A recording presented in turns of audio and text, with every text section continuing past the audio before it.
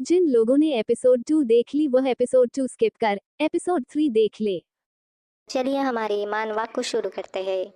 पहले एपिसोड में हमने देखा था कि रुअली को काला कौवा पकड़ लेता है। अब आगे रुअली रोते हुए कहती है, मैं क्या कर सकती हूँ, क्या मैं आज मरने वाली हूँ। क्यूट पैट जीजी कहता है, मेरे पास एक कृपान है, ऐसा लगता है कि इसका उपयोग कम है, लेकिन इसे जहर के साथ लगाया जा सकता है। तुम बदमाश। काला कौवा कहता है, हालांकि मैं सामान्य समय में आपके बारे में शिकायत करता हूँ, लेकिन अब आप ही एकमात्र व्यक्ति है जिस पर मैं भरोसा करता हूँ। रुअली को पकड़कर काला कौवा कहता है, मैंने तुम्हें दिन के समय जल्दबाजी में देखा था। मुझे आपकी बहुत याद आ रही थी। मैं आपके बारे में सोचने से खुद को रोक नहीं सकता, इसीलिए मैं आपके लिए यहाँ आया हूँ। मैं भूल गया, अब आप बोल सकते हैं। मतलब इसने ना रोयली को किसी तरह की मूव इस्तेमाल की थी, जिस वजह से रोयली कुछ बोल नहीं पा रही थी। तो काला कौवा कहता है, मैं भूल गया, अब आप बोल सकते हैं। रोयली कहती है, मुझे पूरी तरह से रिहा करो। आपने मुझे केवल बोलने की अनुमति क्यों दी? इसके अलावा तुम्हारी हिम्मत कैसे हुई एक राजकुमार की पत्नी को हाथ लगाने की? क्या तुम मरना चाहते हो? तुम्हें मरने की इच्छा है? काला कौवा कहता है, राजकुमार वह बस इतना ही है, इसके अलावा उसके पास कोई स्पिरिचुअल पावर नहीं है। आप उससे अधिक दिलचस्प है योर हाइनेस। रुअली डरते हुए मन में कहती है, दिलचस्प? उसका क्या मतलब है? क्या वह मेरा बलात्कार करने जा रहा है? मुझे लगता है कि वह मुझे मारने के लिए यहाँ आया है, लेकिन बलात्कार के साथ हत्या भी हो सकती है। नहीं, मेरे साथ ऐसा क्यों? काला कौवा कहता है, योर हाइनेस इस अनमोल समय को बर्बाद ना करें, मुझे थोड़ी देर में काम करना है। यह कहते हुए अपना जो क्या होता है अपने जेब से खंजर निकालता है। रुअली उसे देखकर डरने लगती है और कहती है, तुम सचमुच मुझे मारना चाहती हो, है ना? तुम ये काम पैसे के लिए कर रहे हो। मैं तुम्हें दे सकती हूँ पैसा, तुम कितना चाहते हो? इसके बाद सीन कट होता है और रुअली को बाहर दिखाया जाता है, जहाँ प्रिंस उससे मिलने आया होता है। प्रिंस, इतना क्रोधित मत होइए, देखो मुझे बिल्कुल भी चोट नहीं लगी। प्रिंस उसके हाथ पकड़ते हुए गुस्से में कहता है, वैसे भी मेरी अनुमति के बिना आप हवेली बिल्कुल नहीं छोड़ सकते। फिर रुअली उसके हाथ में लगी चोट को देखती है और कहती है, आपको यह चोट कहाँ से लगी? और मन में कहती है, घायल हुए तलवारबाज जैसा घाव है इसका। प्रिंस कहता है, इससे तुम्हारा कोई लेना देना नहीं है। रुएली प्रिंस को अपने कमरे से बाहर निकालती हुई कहती है, अब आप जा सकते हैं, और दरवाज़ा बंद कर देती है और कहती है, गुड नाइट, मुझे अकेला छोड़ दो, और अपने कमरे में आकर बैठ जाती है। इसके बाद वो देखती है कि उसके बिस्तर के नीचे एक खुफिया सुरंग है। वह इसके बारे में सोच ही रही होती है कि काला कौवा उसे पीछे से पकड़ लेता है और कहता है, योर हाइनेस मैं ही हूँ, ओ द डार्क क्वीन जीन, और उसे पकड़ लेता है और कहता है, नमस्कार योर हाइनेस। रुअली मन में सोचती है, अरे मैं तो एक शब्द भी नहीं बोल पा रही हूँ। और काला कौवा कहता है, आप ऐसा क्यों सोचते हैं कि मैं यहाँ आपके शरीर के बजाय आपके जीवन के लिए हूँ? ठीक है, लेकिन मुझे डर है कि मैं जो चाहता हूँ उसे आप नहीं कर सकते। रुअली कहती है, मुझे बताने के लिए जल्दी करो, आप मुझे कितने जल्दी आज़ाद कर सकते हैं?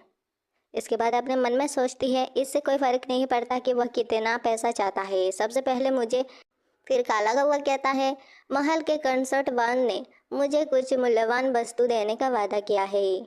आप बस इस जीर्ण शीर्ण राजकुमार की हवेली से हैं, क्या आप अधिक कीमत पेश कर सकते हैं? रुअली कहती है, क्या मतलब है आपका? क्या मैं आपको पैसे के अलावा कुछ और भी दे सकती हूँ? काला कौवा कहता है, तुम बहुत चालाक हो।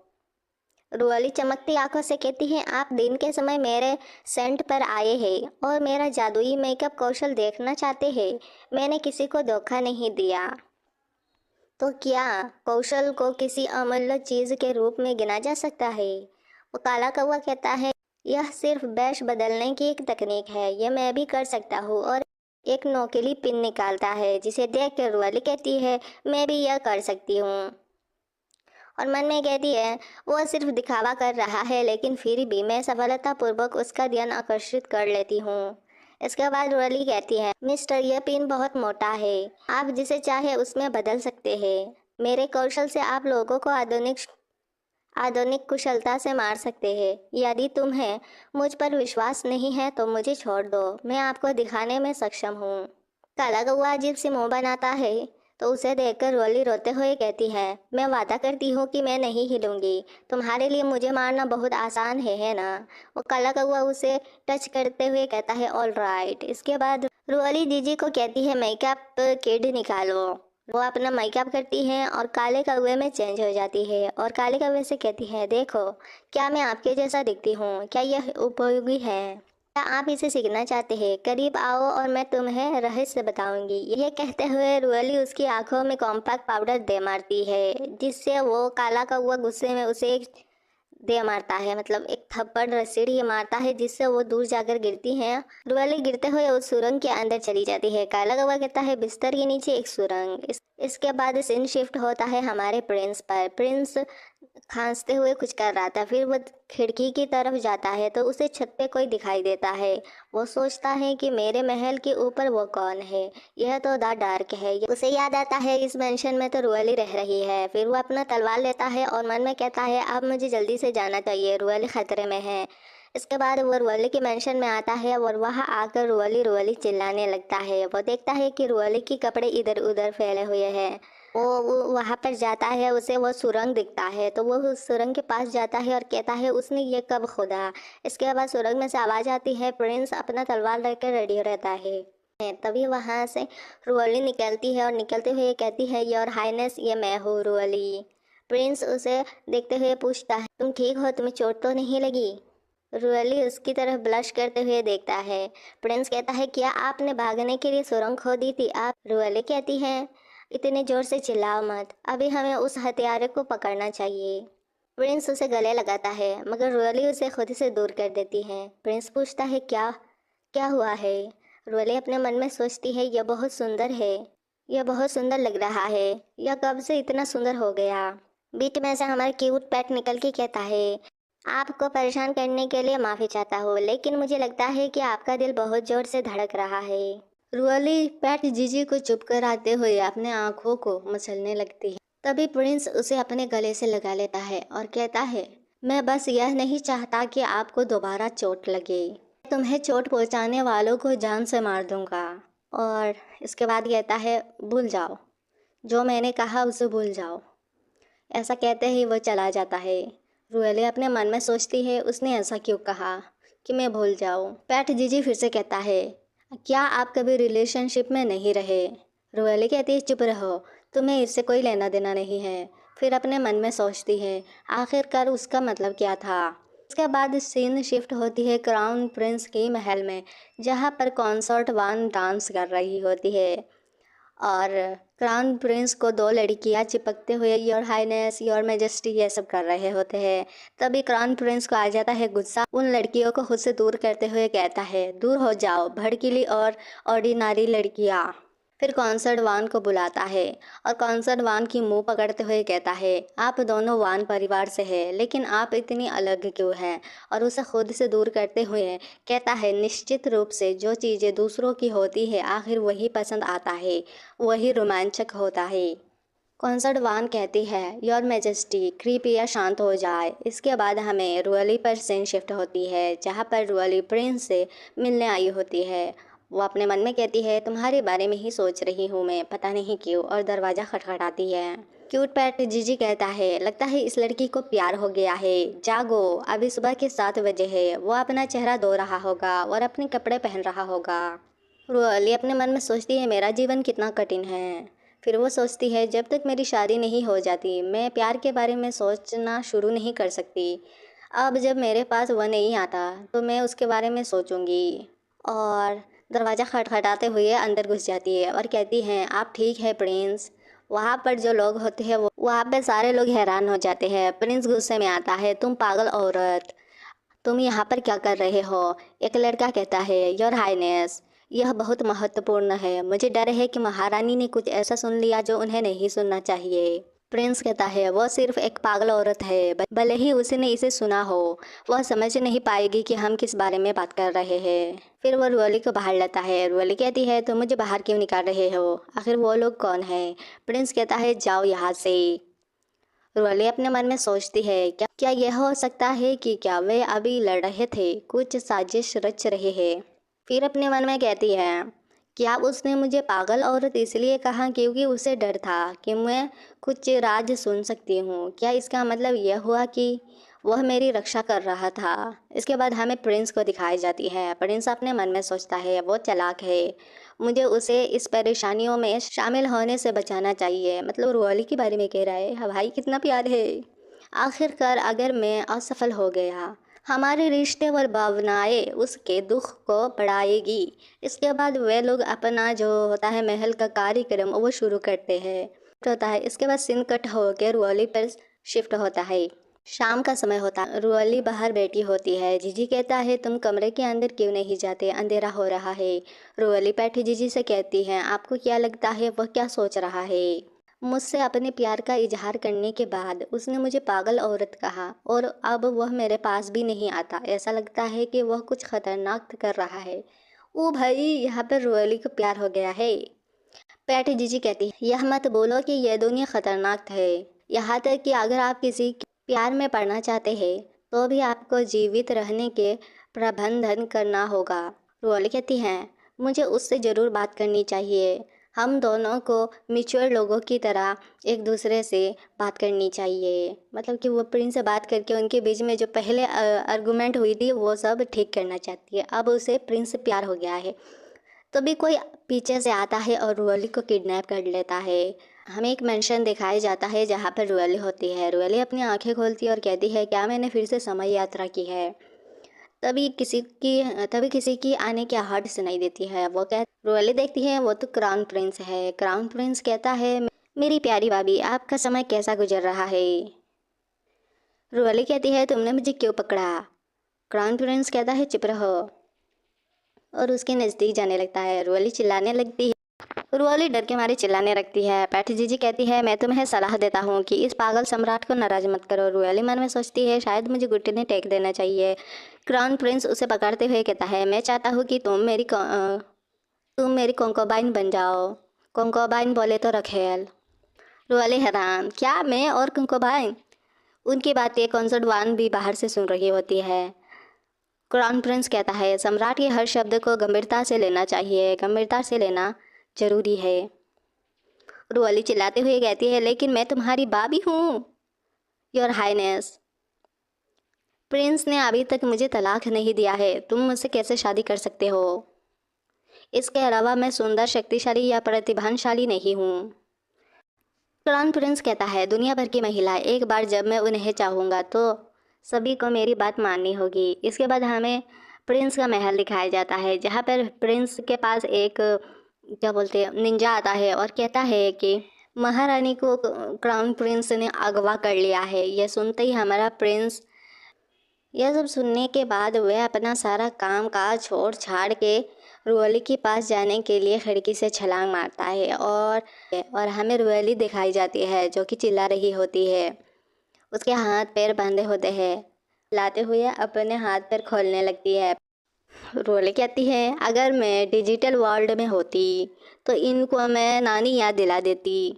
मैं उस क्राउन प्रिंस पर केस करती और उसे सज़ा दिलाती। इसके अलावा क्या उसने मेरी राय पूछी, क्या उसने प्रिंस से राय पूछी।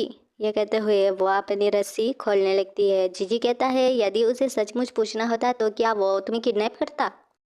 इसके बाद हमें क्राउन प्रिंस दिखाया जाता है जो कि शराब की नशे में बिल्कुल टुन होता है और रुअली के पास आता है। रुअली डर जाती है क्योंकि वो अपनी रस्सी खोले रही होती है। क्राउन प्रिंस आता है और उसके कपड़े पकड़ लेता है और कहता है, कपड़े उतारो। रुअली चिल्लाती है, तुम ये क्या कर रही हो, मुझे जाने दो, नहीं तो अच्छा नहीं होगा। क्राउन प्रिंस नहीं मानता और उसके कपड़े फाड़ देता है। तो भी एक औरत की एंट्री होती है। यह क्राउन प्रिंस की महारानी होती है, मतलब क्राउन प्रिंस की बड़ी बीवी। तो ये कॉन्कवाइन नहीं है, कॉन्सर्ट वान भी एक कॉन्कवाइन है, ठीक है। ये उसकी रियल पत्नी है। पता नहीं पुराने ज़माने के लोग क्या क्या करते थे। वैसे ये चाइनीज़ है यारो। इसके बाद हमें उस औरत को दिखाई जाती है, उसके साथ कॉन्सर्ट वान भी आई होती है। वो औरत क्राउन प्रिंस को रोकते हुए कहती हैं, क्या हो रहा है योर हाइनेस। यहाँ पर कॉन्सर्ट वान नौटंकी करती है। वान वो कहती है, योर मैजेस्टी। वान रुअली मेरी बहन। अभी वो फिर रोने धोने का नाटक करने लगती है और कहती है कि मेरी बहन बचपन से ऐसे ही है, वो हमेशा से नादान रही है। ऐसा करते हुए वो नौटंकी करने लगती है। तो उसकी नौटंकी देख कर क्राउन प्रिंस कहता है, कॉन्सर्ट चुप रहो। वो नीली पीली कपड़ों वाली महारानी कहती है, योर मैजेस्टी कृपया इस मामले को जल्दबाजी में ना ले। कैसा रहेगा यदि मैं उन दोनों को विश्राम के लिए शांति के महल में ले जाऊँ ताकि हम बातचीत कर सके।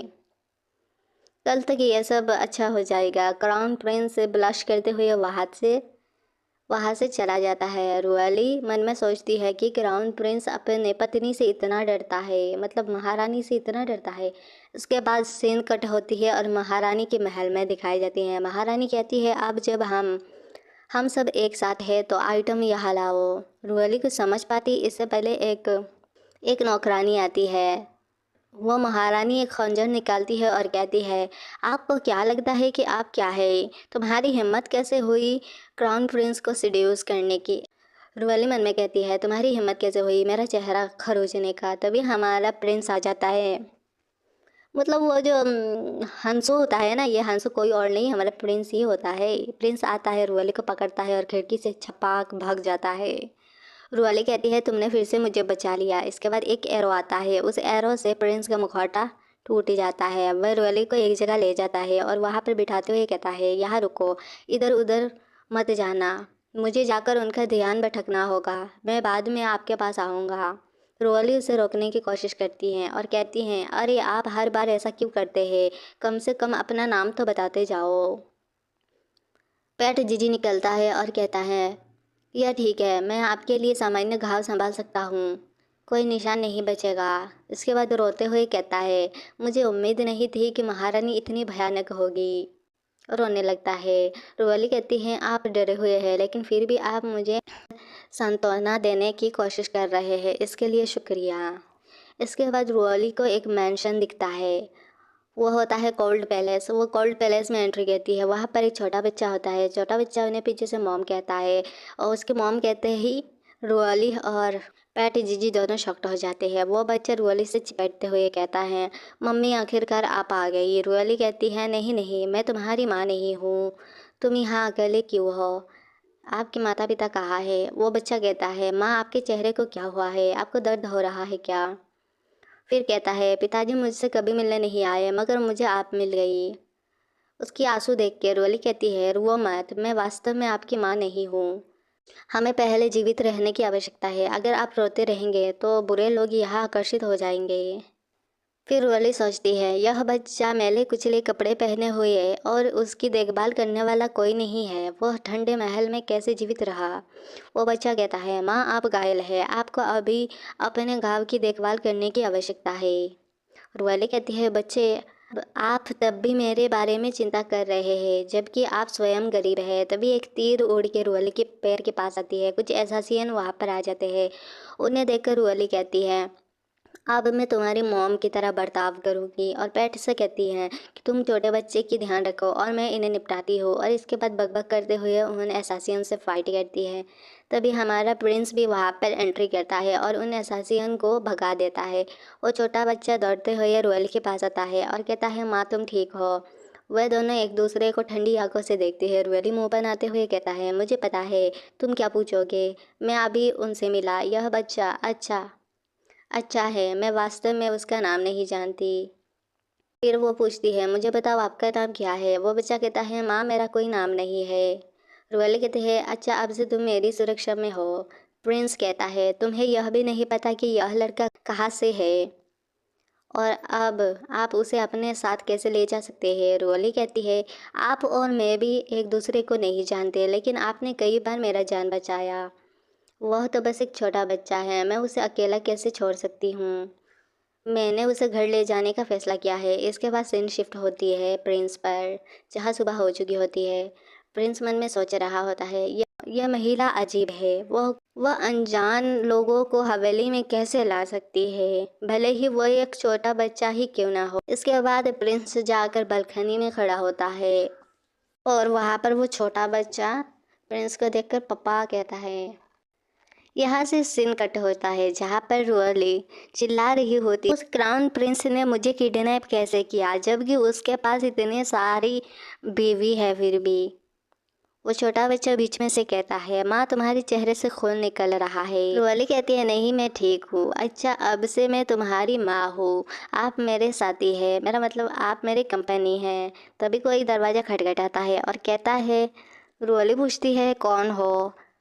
वो बाहर से कहती है, यह मैं हूँ महारानी, आपके गायब होने के बाद हम बहुत चिंतित थे, क्या आप ठीक है। रुअली उसे अंदर आने के लिए कहती है। छोटा बच्चा कहता है, माँ मुझे डर लग रहा है। तभी वो नौकरानी अंदर आती है। उसके अंदर आते ही छोटा बच्चा डर के मारे भाग जाता है और कहता है, मोम भागो, यह नानी है, चुप जाओ, ये बुरे लोग हैं। रुअली उसके पास जाती है और कहती है, क्या गलत है, कोई बात नहीं, यह नानी एक अच्छी इंसान है, वो मेरी दोस्त है। फिर रुएली अपने मन में सोचती है, महल में इस बच्चे के साथ क्या हुआ। जब भी वो एक अधेड़ उम्र की महिला को देखता है तो वह चिप क्यों जाता है। क्या हरम की वो औरतें इतनी शातिर होती है। वो छोटा बच्चा रोते हुए कहता है, माँ मत जाओ, उन बुरे लोगों से मूर्ख मत बनो।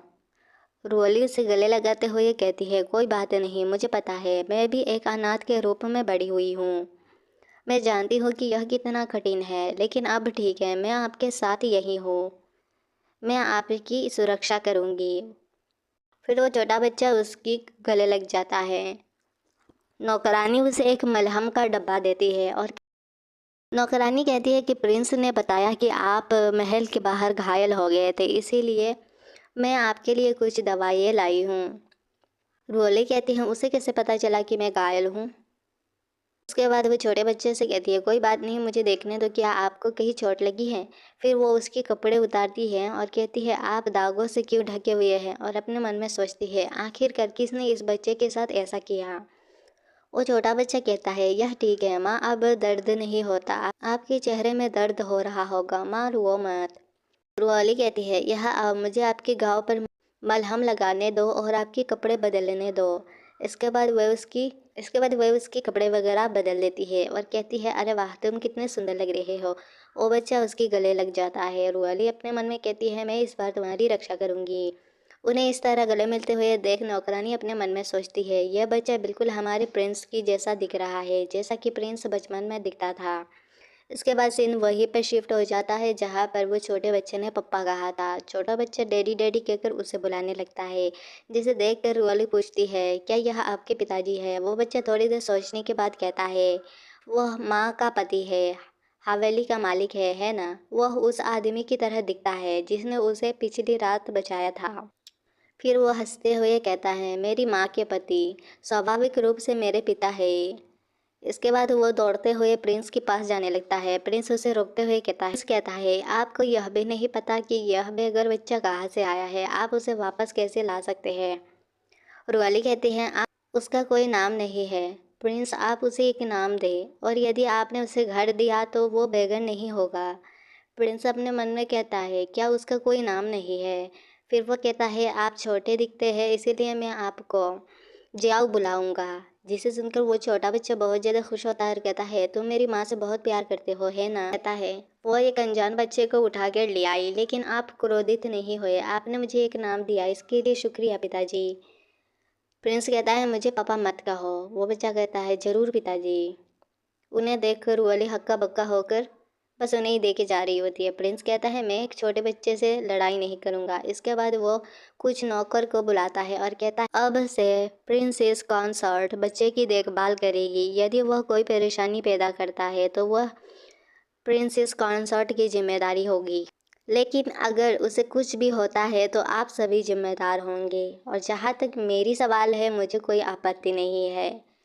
छोटे बच्चे से कहता है, हवेली में रहो और अपनी माँ के साथ बनाए रखो। वो छोटा बच्चा कहता है, ऐसा लगता है जैसे वह माँ की बहुत परवाह करता है। रुअली दूर खड़े उन दोनों को देख रही होती है और कहती है कि वो लोग क्या फुसफुसा रहे हैं। छोटा बच्चा कहता है, मैं आज रात माँ और पिताजी के साथ सोना चाहता हूँ, यह ठीक है। क्या यह ठीक है। यह मेरी तब से इच्छा रही है जब से मैं छोटा बच्चा था। प्रिंस और रुअली दोनों हैरान परेशान। रुअली इसके मुंह पकड़ लेती है और कहती है, आप किसी बच्चे की बातों को गंभीरता से नहीं ले सकते। इस पर बुरा मत मानना। प्रिंस कहता है ज़रूर, ये पूछने की कोई बात है, मैं ज़रूर आऊँगा।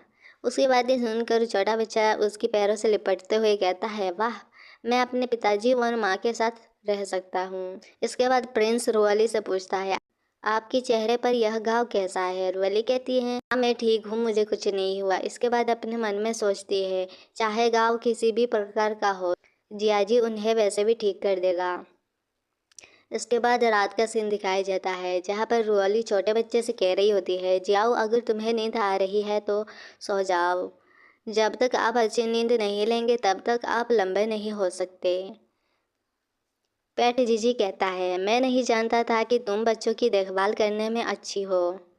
रुआली कहती है, बेशक मैं हूँ। जब मैं बच्चा थी तो मेरे माता पिता नहीं थे, इसलिए मैंने अपना ख्याल रखना सीख लिया। छोटा बच्चा कहता है, माँ मेरे पिताजी कहाँ है, क्या वो हमारे साथ नहीं सोएगा? इसके बाद रुआली ब्लश करते हुए छोटे बच्चे से कहती है, अच्छा, आपके पिताजी को अभी भी बहुत काम करना है, इसीलिए आप सो जाओ। तभी वो छोटा बच्चा चिल्लाने लगता है, पापा पापा। और प्रिंस को देखकर रुआली शॉक्ड और अपने मन में कहती है, मुझे लगा कि वह जियाओ के साथ सिर्फ मजाक कर रहा है, लेकिन वह तो सच में यहाँ आ गया है। प्रिंस अपने पॉकेट से एक दवाई का डब्बा निकालते हुए कहता है, मैंने सुना है कि यह मलहम आपके घाव को बिना कोई निशान छोड़े बहुत तेज़ी से ठीक कर सकता है।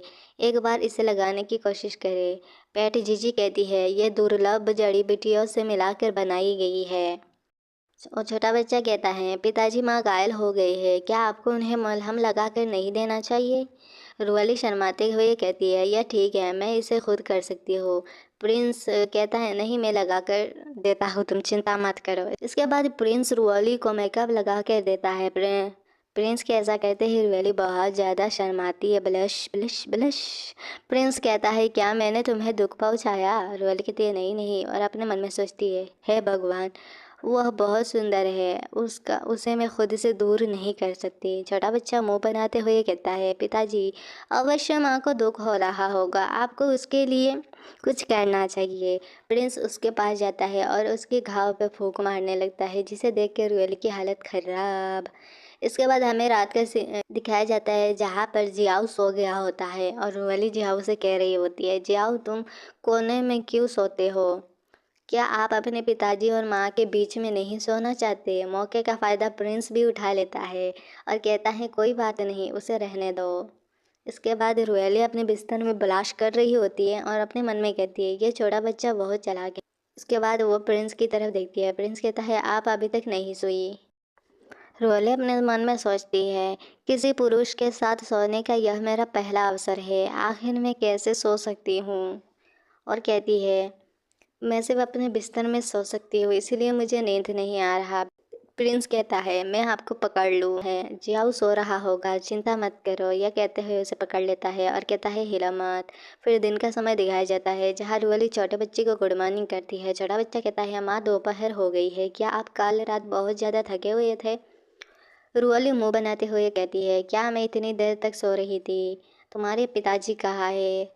छोटा बच्चा कहता है, मुझे नहीं पता, क्या आप उसे ढूंढना चाहते हैं? रुएली शर्माते हुए कहती है, नहीं नहीं, तुम्हारे पिताजी अभी काफ़ी व्यस्त होंगे, आज मेरे साथ शॉपिंग करने कहीं बाहर जाने का क्या ख्याल है? छोटा बच्चा कहता है, शॉपिंग क्या है? रुएली कहती है, इसका मतलब सामान खरीदना। छोटा बच्चा खुश होकर कहता है, फिर मुझे तो बर्फ़ चीनी वाली लौकी चाहिए। इसके बाद रुएली उसे कहती है, तुम बाहर जाओ, मैं तैयार होकर आती हूँ। पेटे जीजी उसे तैयार करते हुए कहता है, यह बहुत अजीब है, उस महारानी की खंजर इस्तेमाल करने के बाद आपका गाँव ख़राब क्यों हो रहा है? रुएली कहती है, सच में, लेकिन मुझे कुछ भी महसूस नहीं हो रहा, अब इसे बहुत सीरियसली ना ले। इसके बाद हमें उन दोनों को मार्केट में दिखाया जाता है, जहाँ पर वो छोटा बच्चा कहता है, माँ, इस बर्फ़ चीनी लौकी का स्वाद बहुत अच्छा है। इसके बाद हमें कॉन्सर्ट वान और महारानी को दिखाई जाती है। कॉन्सर्ट वान कहती है, आप सही कह रही है, चाकू पर जहर ने असर करना शुरू कर दिया होगा। वो महारानी कहती है, उस जहर का कोई रंग या गंध नहीं है, वो कोई शक पैदा नहीं करता, लेकिन यह उसकी त्वचा को धीरे धीरे अदृश्य रूप से ख़राब कर सकता है, यहाँ तक कि वह अपना लुक भी सुधार सकता है। कॉन्सर्ट वान कहती है, आप तो बहुत बुद्धिमान हो, क्राउन प्रिंस को पता चल जाएगा कि उस बेश्या का असली रूप क्या है और उसे रखेल के रूप में रखने का विचार बदल देगा। महारानी कहती है, यह पर्याप्त नहीं है, मैं क्राउन प्रिंस को सज़ा दिलाऊंगी तो उसका होश ठिकाने आ जाएगा। अरे वाह। इसके बाद सीन कट होती है और रुआली पर शिफ्ट हो जाती है, जहाँ रुआली भाग रही होती है और कहती है, चलो भी, अगर तुम मुझे पकड़ोगे तो मैं तुम्हें ये दे दूंगी। वो छोटा बच्चा कहता है, माँ बर्फ़ चीनी लौकी, मुझे बर्फ़ चीनी लौकी चाहिए। क्यूट पेट कहता है, आपका चेहरा ठीक नहीं हो रहा है, आप अभी भी बच्चे के साथ खेलने के मूड में कैसे रह सकते हैं। रोली कहते हैं, आप इसे किसी भी तरह ठीक कर देंगे। इसके अलावा जियो बहुत प्यारा बच्चा है, मैं बस उसके साथ खेलना चाहती हूँ। और यह कहते हुए वो छपाक प्रिंस के ऊपर जाकर गिरती है और हंसते हुए कहती है, तुम इस तरह बहुत प्यारे लग रहे हो। प्रिंस वो चीनी लौकी उस छोटे बच्चे को दे देता है। छोटा बच्चा कहता है, पापा आप कितने अच्छे हो। रोली कहती है, मैं तो तुम्हें ये कैंडी खरीद के दी और तुम अपने पापा की तारीफ कर रहे हो। छोटा बच्चा कहता है, पैसा तो पापा का था, आपने तो बस खरीद कर दिया। यह सुनकर रोली कहती है, यह बच्चा कितना चालाक है। इसके बाद रोली कहती है, जियाओ मैं तुम्हें मेकअप कर दूँ तो कैसा रहेगा। इसके बाद वो जियाओ की मेकअप करती है और जियाओ की एक छोटी सी लड़की में ट्रांसफ़र कर देती है और कहती है, प्रिंस देखो जियाओ दिखने में कितना सुंदर लग रहा है ना। प्रिंस कहता है, सो रेडिकुलस, यह आपने क्या किया। रुआली कहती है, मुझे लगता है कि वह बुरा नहीं लग रहा है, जियाओ भी बहुत सुंदर होता अगर वह एक लड़की होता। लेकिन माँ मैं लड़की नहीं बनना चाहती, मैं एक बड़ा आदमी बनने जा रहा हूँ तो मैं आपकी रक्षा कर सकता हूँ। रुअली बहुत ज़्यादा खुश होती है। छोटा बच्चा कहता है, वैसे माँ क्या आपका घाव ठीक हो रहा है। रुअली अपनी नकाब हटाती है, जिसे देखकर प्रिंस हैरान हो जाता है और कहता है, यह घाव इतना बदतर क्यों हो रहा है। रुअली कहती है, शायद यह सूरज की किरणों की वजह से हो रहा है, मैं बहुत देर से बाहर हूँ, शायद इसीलिए घाव अभी तक ठीक नहीं हुआ। तब तो तुम्हें हवेली में रहना चाहिए, तुम कहीं मत जाओ। छोटा बच्चा कहता है, पिताजी सही है, मुझे अब और ख़रीदारी नहीं करनी है, माँ तुम घर के अंदर रहो, बाहर जाना आपके लिए ख़तरनाक होगा। उर्वली कहते हैं, हाँ यह ठीक है, मैं घर में रहूँगी, पर यह कितना बोरिंग है, क्या मैं जाऊँ जाओ मैं तुम्हारी दोबारा मेकअप कर दूँ। तभी एक नौकरानी आती है और कहती है, योर हाइनेस, शाही महल के लोग यहाँ आ रहे हैं। अब हम एपिसोड 3 देखेंगे। एपिसोड 3 की शुरुआत किया जाए। हमें क्राउन प्रिंस की महल दिखाई जाती है, जहाँ पर रानी और कंसोर्ट वान बैठे होते हैं। वहाँ पर प्रिंस और रोयली भी होते हैं। प्रिंस कहता है, तुमने हमें यहाँ क्यों बुलाया योर हाइनेस। कंसोर्ट वान कहती है, बहुत अच्छी खबर है, मेरी बहन की आपसे शादी हुए कुछ महीने हो गए हैं, लेकिन अभी भी आपके बच्चे को जन्म नहीं दी है। क्राउन प्रिंस को आपकी परवाह है और वह चाहते हैं कि शाही परिवार में और भी बच्चे हो। इसके बाद कंसर्ट वान ताली बजाती है और एक लड़की की एंट्री होती है। वह लड़की कहती है, नमस्कार योर हाइनेस, नमस्कार योर मैजेस्टी, मैं जू फेंगी हूँ, कार्मिक मंत्री की बेटी। कंसर्ट वान कहती है, यह महामहिम की ओर से एक उपहार है, उसने आपके लिए एक कंकोबाइन का चयन किया है, वह आज से यही रहेंगी। इसके बाद वह लड़की ब्लश करती हैं। उसे देखकर प्रिंस और रोअली अजीब से शक्ल बनाते हैं। रोअली अपने मन में सोचती है, ये क्या बकवास है, क्या वह सिर्फ दूसरी महिला नहीं है जो कहीं से बाहर आई है। प्रिंस गुस्से में कहता है, कोई ज़रूरत नहीं है, मुझे कंकोबाइन की ज़रूरत नहीं है, वापस जाओ, महामहिम को बताओ, वान रुआली मेरे लिए काफ़ी है। कंसर्ट वान कहती है, तुम्हें ऐसा नहीं करना चाहिए, महामहिम ने आपको एक उपहार दिया है, बिना कोई सवाल किए बस इसे ले लो। क्या आप यह भी नहीं जानते हैं कि महामहिम के आदेश की अवहेलना का क्या परिणाम होगा। प्रिंस रुअली से पूछता है, आप क्या कर रहे हो। रुअली कहती हैं, क्या आप सचमुच शाही आदेश का उल्लंघन करना चाहते हैं। प्रिंस कहता है, बिल्कुल नहीं, लेकिन यह आपके साथ अन्याय होगा। रुअली कहती है, मैं नहीं जानती थी तुम्हें मेरी भावनाओं की परवाह है। प्रिंस मुस्कुराते हुए कहता है, तुम मेरी पत्नी हो, आखिरकार मैंने आधिकारिक तौर पर शादी कर ली है। कंसर्ट वान कहती हैं, क्या आपको महामहिम का उपहार लेने से पहले चर्चा की आवश्यकता है। रुअली कहती हैं, कंसर्ट वान, मुझे नहीं लगता कि कोई बच्चा ना होना मेरी गलती है, यह भाग्य का खेल है। कंसर्ट वान, और क्राउन प्रिंस किसी को यहाँ भेज रहे हैं क्योंकि मैं गर्भवती नहीं हूँ। क्राउन प्रिंस ने इतने लंबे समय से विवाह किया है। कंसर्टवान, अब आपके कोई बच्चा नहीं है। इस प्रकार से क्राउन प्रिंस को अपने लिए कॉन्कोबाइन नहीं रख लेनी चाहिए। कंसर्टवान गुस्से में कहती है, तुम्हारी हिम्मत कैसे हुई मेरे बारे में इस तरह बातें करने की। रुअली कहती है, ऐसी मत बनो योर हाइनेस, मैं केवल आपके साथ तर्क कर रही थी। मेरा तुम्हें ठेस पहुंचाने का कोई इरादा नहीं था। इसके बाद वो लड़की, जो अभी नई एंट्री हुई है, वो ज़मीन पर बैठ कर कहती है, महाराज कृपया गुस्सा ना हो, यह सब मेरी वजह से है, मैं सज़ा पाने के हकदार हूँ। प्रिंस कहता है, जू फेंगी, आपके पिता कार्मिक मंत्री हैं, आपको ऐसा क्यों करना पड़ा।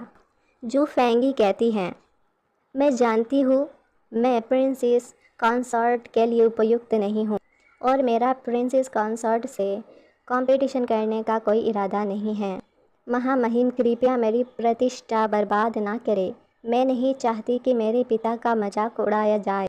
प्रिंस कहता है, हमें उसे अपने साथ ले जाना चाहिए और अपना समय बिताना चाहिए, तो फिर हमें क्राउन प्रिंस की दयालुता के लिए आभारी होना चाहिए। कंसर्ट वान मन में सोचती है, मैंने वान रुआली को कम समझा था। क्राउन प्रिंस और कॉन्सोन याओ दोनों ही उस पर मोहित है। जो भी हो, वह बहुत लंबे समय तक खुश नहीं रहेगी जब तक जू फेंगी योजना को पूरा कर सकती है। रात का समय दिखाया जाता है जहाँ पर जू फेंगी कहती है, महामहिम यहाँ क्यों नहीं आए, यह हवेली में मेरी पहली रात है। इसके बाद प्रिंस को दिखाई जाती है। प्रिंस को देखकर जू फेंगी कहती है, महामहिम आप यहाँ आ गए हैं। जू फेंगी प्रिंस से कहती है, योर हाइनेस, क्या आज रात मुझे तुम्हारे साथ नहीं सोना चाहिए। प्रिंस कहता है, मुझे आप में कोई दिलचस्पी नहीं है, आप आज रात बिस्तर पर सो सकते हैं, मैं सोफे पर सो जाऊंगा। जू फेंगी कहती है, महाराज क्या तुम मुझसे इतनी नफरत करते हो, ऐसा कुछ है जो आप नहीं जानते। महाराज, जब मैं छोटी थी तब से मुझे तुम पर क्रश रहा है। मुझे याद है आप अकेले में मैग्नोलिया पेड़ के नीचे अपनी तलवार चलाने की कला का अभ्यास करते थे। जब दूसरे लोग खेल रहे होते थे तो आप हमेशा कोने में चुपचाप एक किताब पढ़ रहे होते थे। जब सीमा पर घुसपैठ हुई तो आपने दुश्मनों से लड़ने के लिए सेना का नेतृत्व किया। मुझे अभी भी आपके चेहरे का वह घाव याद है जब आप सीमा की ओर जा रहे थे, कितने जोशपूर्ण और उत्साहित थे। आप घाव के साथ एक विजेता के रूप में वापस आए। इसके बाद से आप कमज़ोर हो गए। आपने सिंहासन पर दावा करने का मौका खो दिया। आपने सेना का नेतृत्व करने का अधिकार भी नए सम्राट को दे दिया। महामहिम, आपके लिए मेरी भावनाएं सच्ची है। मैं जानती हूँ तुम्हारे हृदय में कितनी बड़ी कड़वाहट दबी हुई है। जू फेंगी ज़मीन पर बैठ कर कहती हैं, अब इसे छिपाना बंद करें। प्रिंस कहता है, आप क्या करने का प्रयास कर रहे हैं। जू फेंगी कहती है, महामहिम मैं जानती हूँ कि आप मुझ पर भरोसा नहीं करते और मैं जानती हूँ कि तुम्हें केवल प्रिंसेस कंसॉर्ट की परवाह है। हालांकि अगर मैं आपके साथ रह सकती तो मुझे संतुष्टि होगी। बेचारी मुंह बनाकर कहती हैं, महामहिम क्या आप मुझे दूर धकेलना बंद कर सकते हैं। प्रिंस कहता है, मुझे पहले ही मेरी पत्नी मिल गई है, मैं तुम्हें वह नहीं दे सकता जो तुम चाहते हो। जब तक आप स्वयं व्यवहार करते हैं मैं तुम्हें बाहर नहीं निकालूंगा। जू फेंगी ब्लश करते हुए कहती हैं, योर हाइनेस। इसके बाद सीन कट होकर रुअली पर शिफ्ट होता है। रात का समय होता है।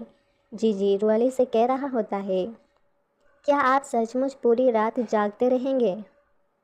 रुअली कहती है, जिया जी, वे आज रात क्या करेंगे। जिया जी कहता है, मैं क्यों सोचूं, मैं बस सोना चाहता हूँ। रुअली पैट जीजी को पकड़ते हुए कहती है, जागे रहो, तुम्हें मेरे साथ बात करना होगा, तुम नहीं सो सकते, तुम्हें मेरे साथ बात करना होगा। जीजी कहता है, आप अभी भी बहुत बेचैन हो रहे हैं, क्या आप ईर्ष्या कर रहे हैं। रुअली कहती है, ईर्ष्या क्यों होना चाहिए, मुझे बस इस बात की चिंता है कि प्रिंस अपना नियंत्रण खो देगा और सम्राट और सामग्री द्वारा बिछाए गए जाल में फंस जाएगा। शायद मैं भी शामिल हो जाऊं। वैसे उस औरत के पास कुछ साधन होना चाहिए, वह मेरी मूर्ख बहन से कहीं बेहतर है। यदि वह सचमुच कोई गलत इरादा रखती है, जीजी कहता है, यदि वह सचमुच कोई गलत इरादा रखती है, बेहतर होगा कि आप खुद को तैयार रखें और तैयार हो जाए। फिर हमें सीन कट होकर सुबह का सीन दिखाया जाता है, जहाँ पर जू फेंगी होती है। हमें जू फेंगी को दिखाई जाती है, जिसे देखकर रुओली की नौकरानी कहती है, जू फेंगी योर हाइनेस, आप यहाँ पर क्यों आए हैं? जू फेंगी कहती है, मैं यहाँ प्रिंसेस कंसॉर्ट के प्रति अपना सम्मान व्यक्त करने के लिए आई हूँ और उसकी सेवा भी करूँगी। नौकरानी कहती है, हम नौकर इसे संभाल सकते हैं, आपको इसे स्वयं करने की आवश्यकता नहीं है। जू फेंगी कहती है, कोई बात नहीं, मैं हर दिन अपनी माँ की सेवा करती थी, कोई चिंता की बात नहीं। रुओली सो रही होती हैं, उनकी शोर से वो सो नहीं पाती और गुस्से में उठते हुए कहती हैं, कौन है भाई? मैं सोने की कोशिश कर रही हूँ, इतने जल्दी, इतनी सुबह कौन आकर चिल्ला रहा है? जो फेंगी कहती है, मुझे माफ़ करे प्रिंसेस कंसॉर्ट, मैं अपना सम्मान देने के लिए यहाँ आई हूँ, मैं आपके मीठे सपनों में बाधा नहीं डालना चाहती। फिर दरवाज़ा खोलते हुए कहती हैं, प्रिंसेस कंसॉर्ट, कृपया मुझे अंदर जाकर आपकी सेवा करने की अनुमति दे। रुआली कहती हैं, वह इतनी जल्दी यहाँ सम्मान देने के लिए क्यों आई हैं? आपका बहुत शुक्रिया। पैट जीजी चिल्लाते हुए कहता है, अरे नहीं, आपका चेहरा। जू फेंगी कमरे में दाखिल हो जाती हैं और कहती हैं, नमस्कार प्रिंसेस कंसॉर्ट, हवेली में यह मेरा पहला दिन है, मुझे आपकी सेवा करने दीजिए। रुओली मुस्कुराते हुए कहती हैं, कोई ज़रूरत नहीं, मैं आपको ऐसी छोटी छोटी बातों के लिए परेशान नहीं करना चाहती। जो फेंगी कहती है, आपकी कंघी बहुत सुंदर है, क्या यह महामहिम ने आपको उपहार में दिया है? रुआली कहती है, यह मेरी मरी हुई माँ की निशानी है। जो फेंगी उस कंघी को गिरा देती है और कहती है, मुझे माफ़ करे प्रिंसेस कंसॉर्ट, मेरा यह इरादा नहीं था, मुझे माफ़ करे, मैं सज़ा पाने की हकदार हूँ, मैं बहुत अनाड़ी हूँ। रुआली कहती है, चले जाओ, मैं इसकी मरम्मत करने की कोशिश करूँगी। इसके बाद वे कंघी को हाथ में लेती है। पैट जीजी चीखते हुए कहता है, उसने यह जानबूझकर किया, यह बूढ़ी औरत है। इसके बाद सिनकट होती है और जू फेंगी की कमरे को दिखाई जाती है, जहाँ पर जू फेंगी खुद को ही तमाशा मार रही होती है। उसकी नौकरानी आकर कहती है, आप क्या कर रहे हैं? जू फेंगी कहती है, जाओ और राजकुमार को यहाँ लाओ। ब्यूँ, उसकी नौकरानी का नाम होता है ब्यूँ। ब्यूँ कहती है, समझ गई। जू फेंगी ईविल सी स्माइल पास करती हैं। सीन कट होता है और नौकरानी को दिखाई जाती हैं, जो कि ज़मीन पर बैठ कर कह रही होती हैं, महाराज, हाइनेस जू फेंगी बहुत बुरी तरह से रो रही है, वो बेहोश हो जाएगी। प्रिंस पूछता है, क्या हुआ है? नौकरानी ब्यूँ रोते हुए कहती हैं, उसने दुर्घटनावश प्रिंसेस कंसॉर्ट की कंघी तोड़ दी, इसीलिए उनके चेहरे पर प्रिंसेस कंसॉर्ट ने थप्पड़ मारा। उसने कुछ नहीं कहा, वह अपने कमरे में छिपी हुई है और रो रही है। नौकरानी से सीन कट होकर रुओली की मेंशन दिखाई जाती है, जहाँ पर प्रिंस रुओली से मिलने गया होता है और रुओली से पूछता है, आपने कंघी के कारण जू फेंगी को थप्पड़ मारा। जू फेंगी प्रिंस के पीछे से रोते हुए कहती है, महाराज, आप प्रिंसेस कंसॉर्ट पर नाराज ना होए, बीयू इतना बड़ा मूर्ख है, उसने आपसे इतनी छोटी बात का जिक्र नहीं करना चाहिए था। रुओली सोचती है, अच्छा है, उसने हर चीज़ की साजिश रची, तो आप खेलना चाहते हैं? हाँ। इसके बाद रुओली मुंह बनाते हुए कहती हैं, एक कंघी, महाराज, यह मेरी माँ की विरासत है, क्या यह इतनी बेकार है? प्रिंस कहता है, मेरा ऐसा इरादा नहीं था, लेकिन तुम्हें उसे थप्पड़ नहीं मारना चाहिए था।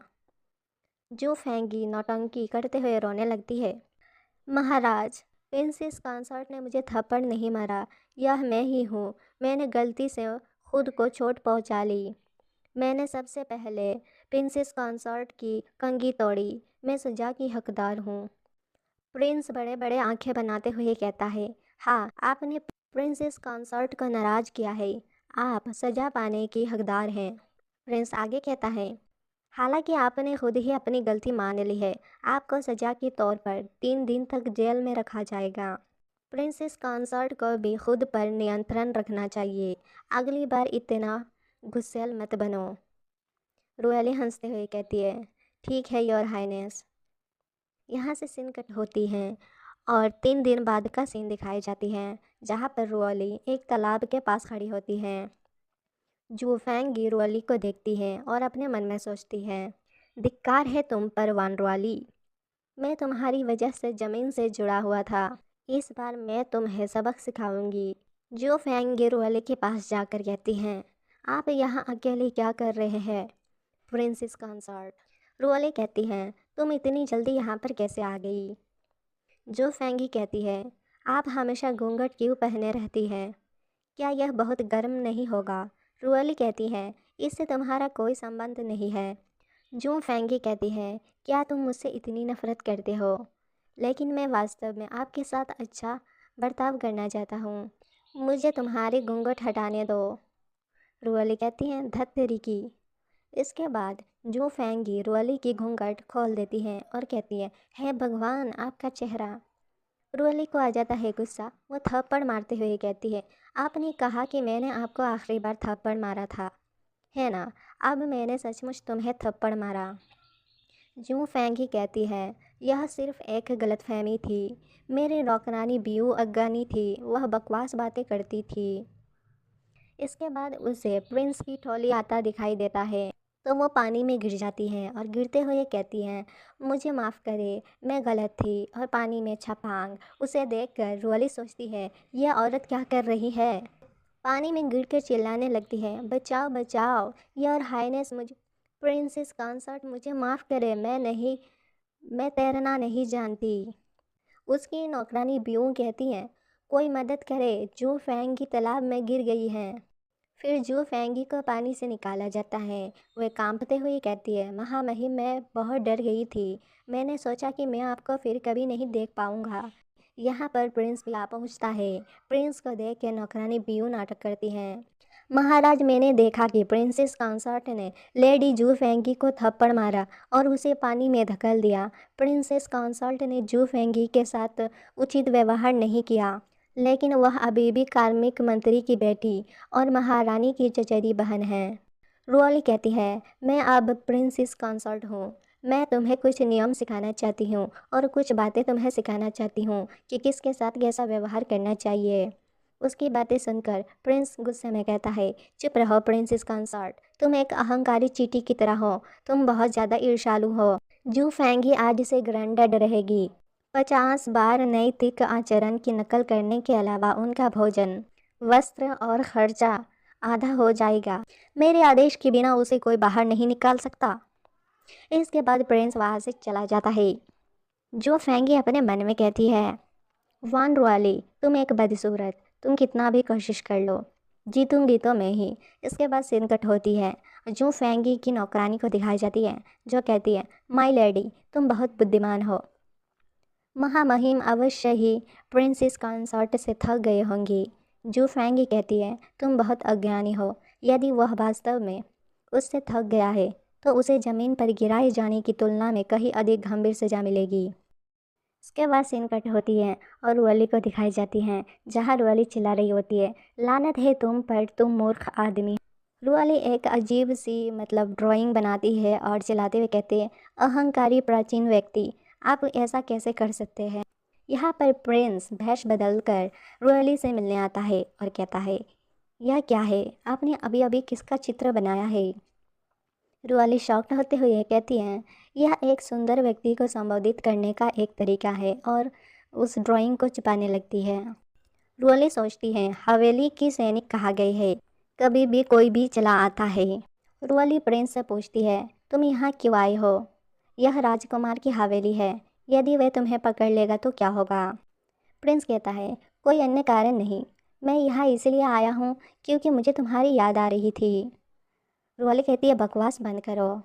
प्रिंस कहता है, क्या मैंने सोचा था कि प्रिंसेस कंसॉर्ट होना सिर्फ आपका भेष था? मैं तुम्हें याद क्यों नहीं कर सकता या तुम्हें पसंद क्यों नहीं कर सकता? रुअली मन में सोचती है, उन्होंने अभी कुछ गंभीर बात कही। फिर कहती है, नहीं, मुझे हवेली में रहने के लिए मजबूर किया गया, लेकिन अब मेरा दिल किसी का हो गया है। प्रिंस कहता है, क्या आप ऐसा इसलिए कहते हैं क्योंकि आप राजकुमारी की पावर से डरते हैं? मैं तुम्हें दूर ले जा सकता हूँ जब तक आप मुझसे पूछते हैं। रुअली परेशान मुंह बनाकर सोचती है, मुझे दूर ले चलो, हम कहाँ जा सकते हैं। उसकी ऐसी शक्ल देखकर प्रिंस घबराते हुए पूछता है, क्या बात, मैंने कुछ गलत बोल दिया? रुअली कहती है, नहीं, आपके शब्दों के कारण मुझे घर की थोड़ी याद आ गई है। प्रिंस कहता है, क्या आपका मतलब है कि आप वान की हवेली को याद करते हैं? रुअली कहती है, नहीं, अगर मैं कहूँ मैं इस समय की नहीं हूँ, मैं वास्तव में भविष्य से आई हूँ, क्या आप मुझ पर विश्वास करेंगे? प्रिंस उसे पकड़ते हुए कहता है, मुझे आप पर विश्वास है क्योंकि मैं बता सकता हूँ कि आप अन्य लड़कियों से अलग हैं। फिर कहता है, क्या आपने राजकुमार को इस बारे में बताया? रुअली कहते हैं, अभी तक नहीं। प्रिंस कहता है, क्यों, आपको डर है कि उसे आप पर भरोसा नहीं होगा? तुम्हें उसकी परवाह है? रुअली ब्लश करते हुए कहती है, मैं नहीं, बकवास ना करे। प्रिंस कहता है, फिर मुझे उत्तर दो, क्या तुम्हें राजकुमार पसंद है या फिर मैं? रुअली शर्माते हुए कहती है, क्यों, आप अचानक यह क्यों पूछते हैं? फिर बाहर से आवाज़ आती है, योर हाइनेस, जू फेंगी आपसे मिलना चाहती है। रुअली सोचती है, जू फेंगी यहाँ क्यों आई है? फिर वो प्रिंस को धकेलते हुए कहती हैं, पर्दे के पीछे छुप जाओ, अगर जू फेंगी ने तुम्हें ढूंढ लिया तो गड़बड़ हो जाएगी। प्रिंस कहता है, हम निर्दोष हैं, किस बात से डरे? क्या आप अंदर से खुद को दोषी मानते हैं? रुअली कहती है, मैं आपको बस एक दोस्त के रूप में मानती हूँ जिससे मैं बात कर सकती हूँ। मैं नहीं चाहती कि हमारे रिश्ते का गलत मतलब निकाला जाए। प्रिंस कहता है, ओह, ऐसी बात है। रुअली सोचती है, यह आदमी अचानक पागल क्यों हो गया? मैं पूरी तरह डर गई थी। फिर जो जू फेंगी बाहर से कहती है, प्रिंसेस कंसर्ट, आप किससे बात कर रहे हो? क्या आपके कमरे में कोई है? मुझे लगता है कि मैंने किसी को बात करते हुए सुना।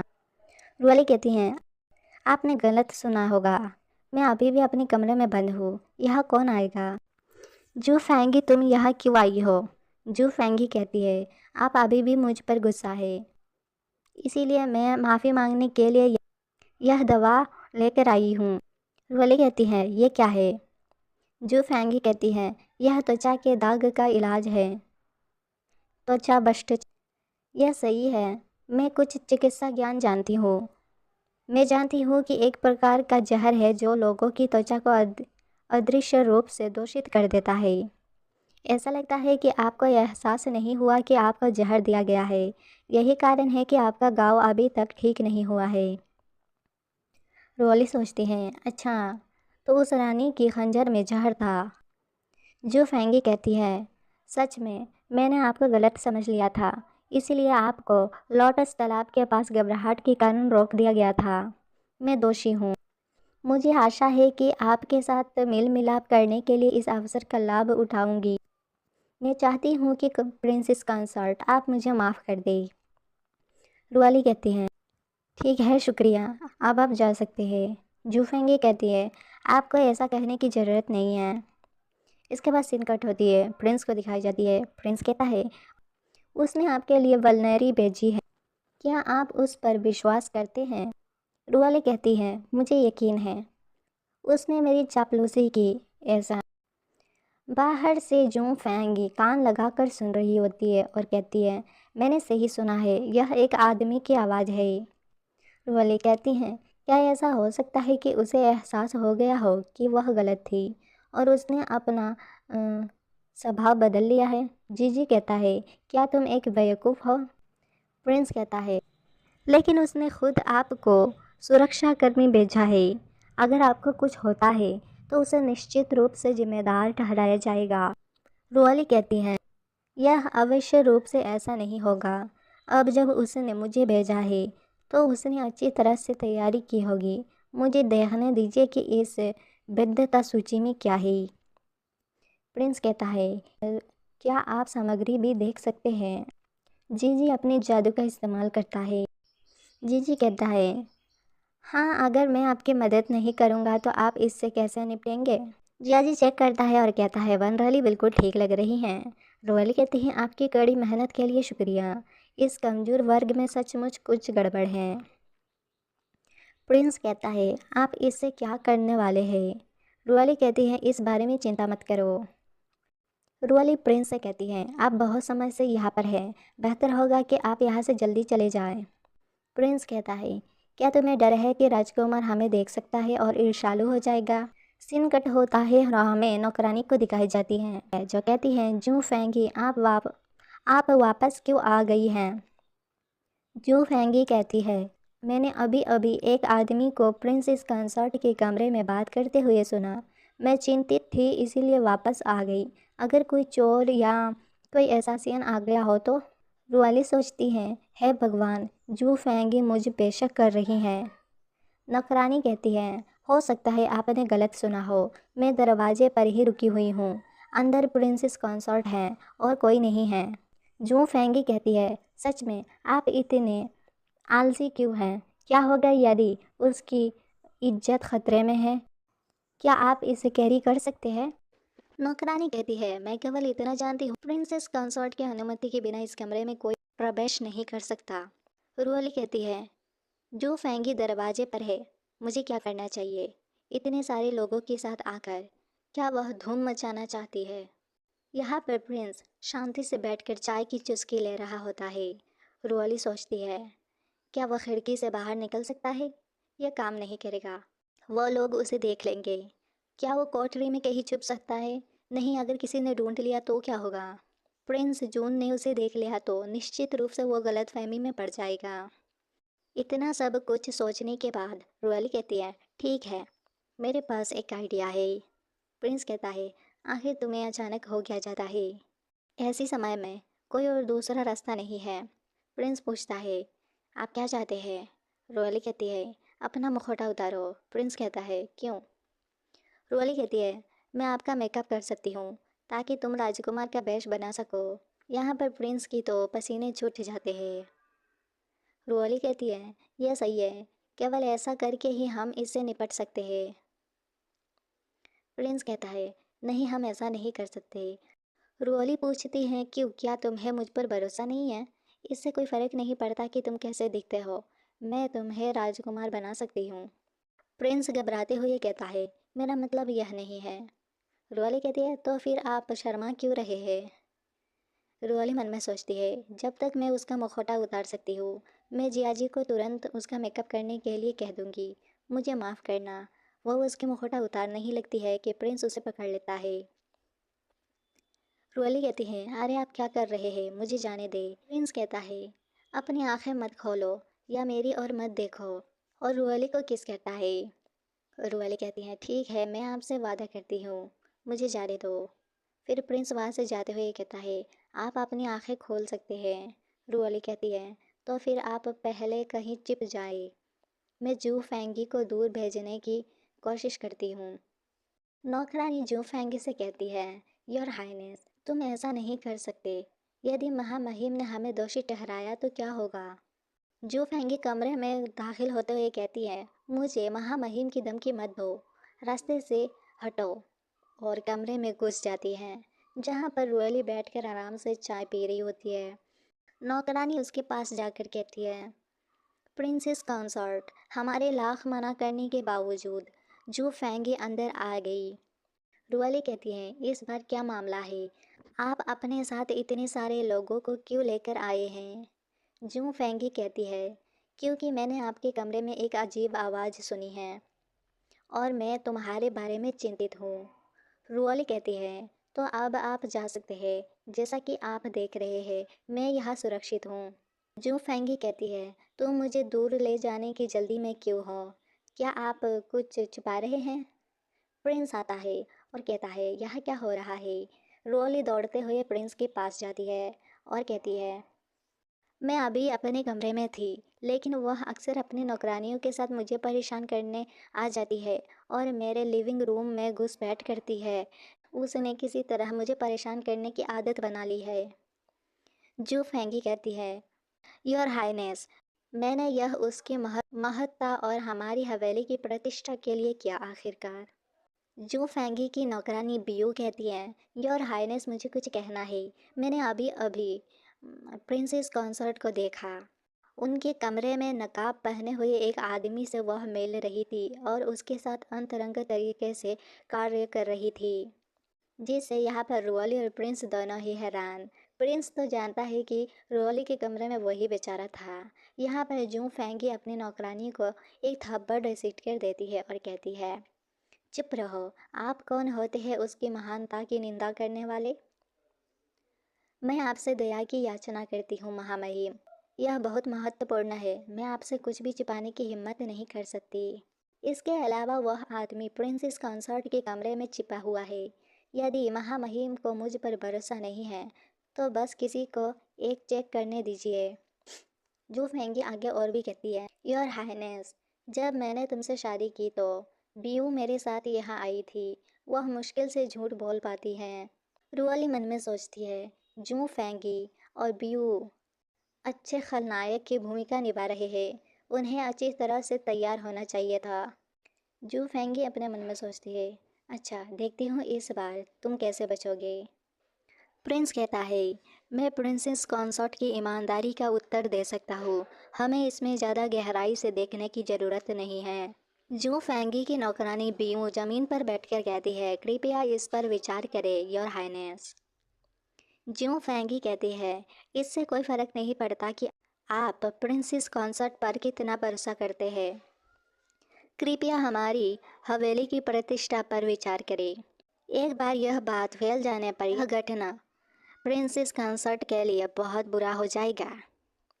प्रिंस कहता है, ऐसी सिचुएशन में आपको अपने नौकरों से बड़बड़ाने से परहेज करने के लिए कहना चाहिए। यदि प्रिंसेस कंसॉर्ट के बारे में कोई अफवाह है तो आप दोषी होंगे। इसके अलावा आप इस बात पर जोर दे रहे हैं कि उसके कमरे में एक आदमी छिपा हुआ है। मैं आज रात उसके साथ यहाँ रहूँगा, यह देखने के लिए कि कौन कितना दुस्साहसी है। जू फेंगी प्रिंस के पाँव पकड़ते हुए कहती है, महाराज मेरे शब्दों में एक भी झूठ नहीं मिला है।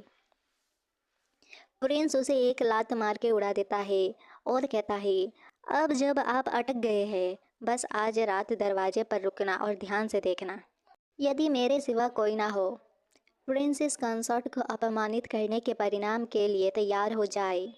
रात का समय होता है, रुआली सोच रही होती है, अजीब, मैंने कमरे की तलाशी ली है, वह पृथ्वी पर कहाँ छिपा है। रुआली कहती है, उसे सुरंग के बारे में कैसे पता चला। वो सोच ही रही होती है कि प्रिंस की एंट्री हो जाती है।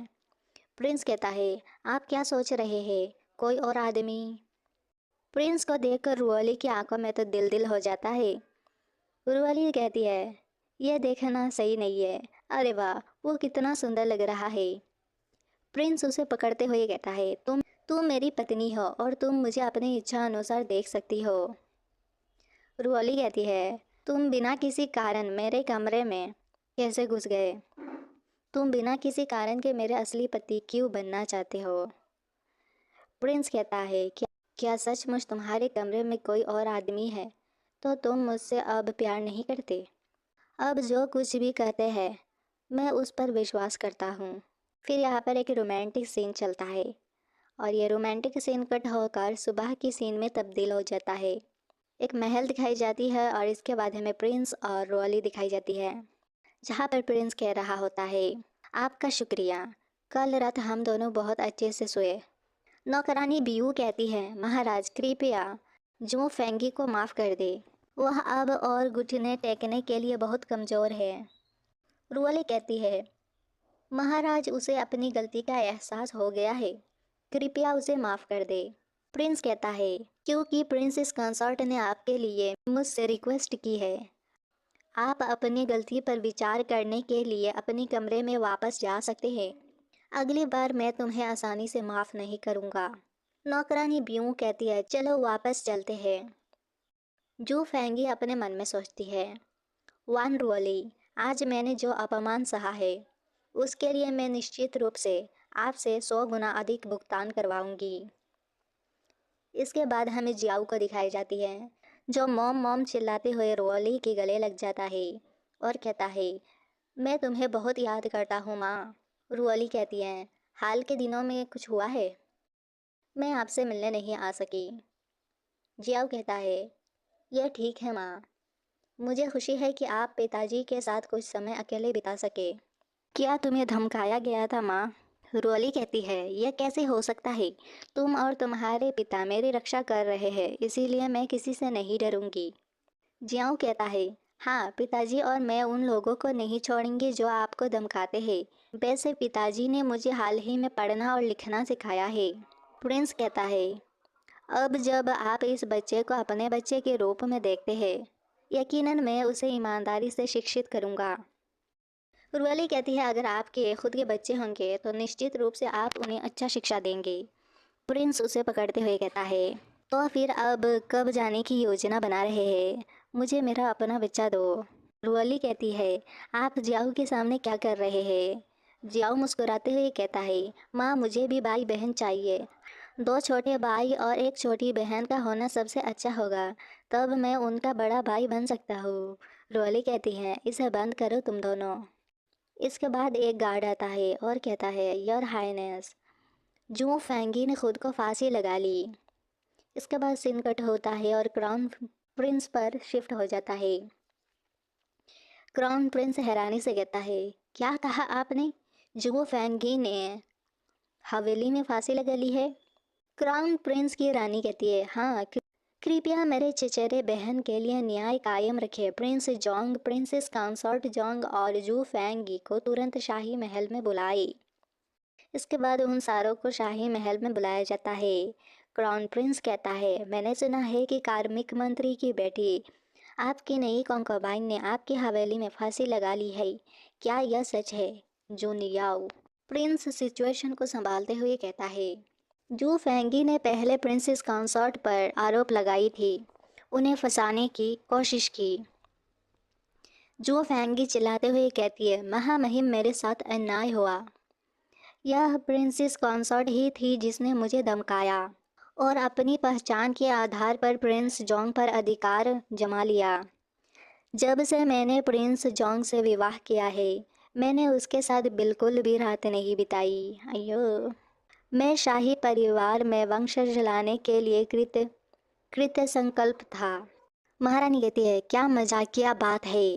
रुअली कहती है, जू फेंगी, क्या आप महामहिम को धोखा देने के परिणाम को जानते हैं? मैं आपके द्वारा इस तरह अपमानित होना बर्दाश्त नहीं करूंगी।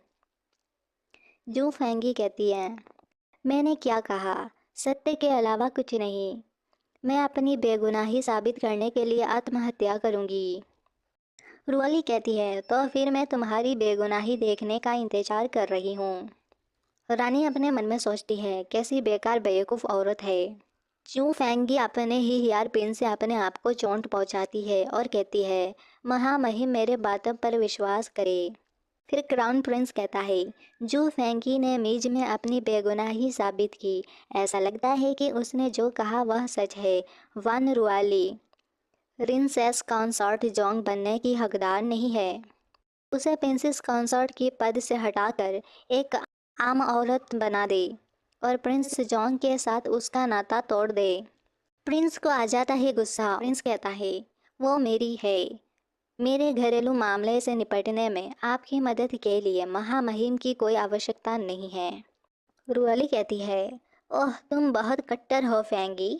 यदि ऐसा उथला गांव निशान छोड़ जाए तो क्या होगा? ओह, यह वह बैलरी है जो आपने मुझे भेजी है। मैं इसे आपके घाव पर लगाने में आपकी मदद करूंगी। जू फेंगी कहती है, नहीं, मुझे इसकी आवश्यकता नहीं है।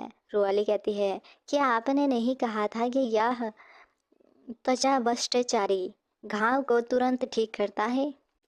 जू फेंगी कहती है, नहीं, मैं इसे नहीं लगा सकती। रुअली कहती है, आप खुद मेरे पास इसे लेकर आए थे। क्या ऐसा हो सकता है कि यह जहरीला हो? फिर अपनी चेहरे से नकाब हटाकर कहती हैं, महामहिम, जब मैंने इसे अपने घाव पर लगाया है, घाव और भी गंभीर हो गया है। जू फेंगी ने केवल मेरी निंदा की, बल्कि आपके महामहिम के सामने कलह पैदा करने की कोशिश की। कृपया उस पर भारी जुर्माना लगाए। जू फेंगी कहती है, नहीं, ऐसा नहीं है महाराज, मैंने ऐसा नहीं किया। मुझे पता चल गया है कि यह महारानी के चाकू पर मौजूद जहर के कारण था। आप इसका श्रेय मुझ पे नहीं लगा सकते। उसकी बातें सुनकर क्राउन प्रिंस और प्रिंस दोनों को शॉक लग जाती है। महारानी चिल्लाते हुए कहती है, गार्ड कहाँ है? इस पागल औरत को पकड़ के जेल में डाल दो। जू फैंगी कहती है, महामहिम कृपया मुझे बचाओ। रुआली कहती है, रुको, क्या आपका मतलब यह है? महामहिम ने न केवल जानबूझकर चाकू से मेरा चेहरा खरोंचा, बल्कि चाकू पर जहर भी लगा दिया। मेरे मन में उनके खिलाफ कुछ भी नहीं था। वह मेरे साथ ऐसा क्यों करेगी? महारानी कहती है, बकवास। क्राउन प्रिंस मेरे बात सुनो, मैं इसे समझा सकती हूँ। क्राउन प्रिंस उसे एक चमाट मारता है। पैट जीजी बाहर आता है और कहता है, आप इतने समय से यह सहन कर रहे हैं, आज आखिरकार आपने अपना बदला ले लिया। क्या आपने सम्राट को उसके चेहरे पर तमाचा मारते देखा? यह सचमुच रोमांचक है। रुआली कहती है, जू फेंगी की चाल उलट गई। अब वो आजीवन कारावास में रहेगी।